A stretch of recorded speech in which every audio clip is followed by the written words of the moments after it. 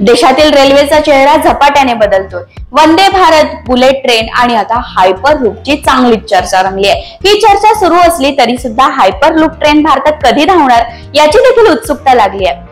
देशातील पहिली Hyperloop train Mumbai ते पुणे दरम्यान धावणार असल्याचा दावा केला जातोय। सध्या मुंबई ते पुणे दरम्यान रेल्वेला प्रवास करायला 3 ते 4 तास लागतात।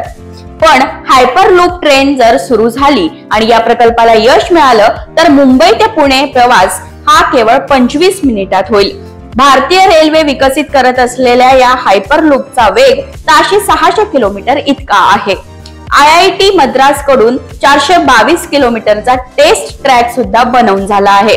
हायपरलूप ट्रेन एका मोठ्या पाईप मधून म्हणजेच व्हॅक्यूम ट्यूब मधून चालतात आणि त्यात चालणाऱ्या गाडीला पॉड असं म्हटलं जातं। मॅग्नेटिक फील्ड मुळे यात फ्रिक्शन होत नाही आणि व्हॅक्यूम ट्यूब मुळे गाडीला वेग प्राप्त होतो।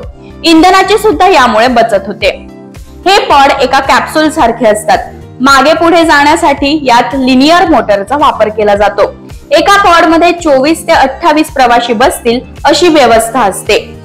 दिल्ली ते पटना 1 तास, मुंबई ते पुणे 25 मिनिटात ही ट्रेन अंतर कापेल।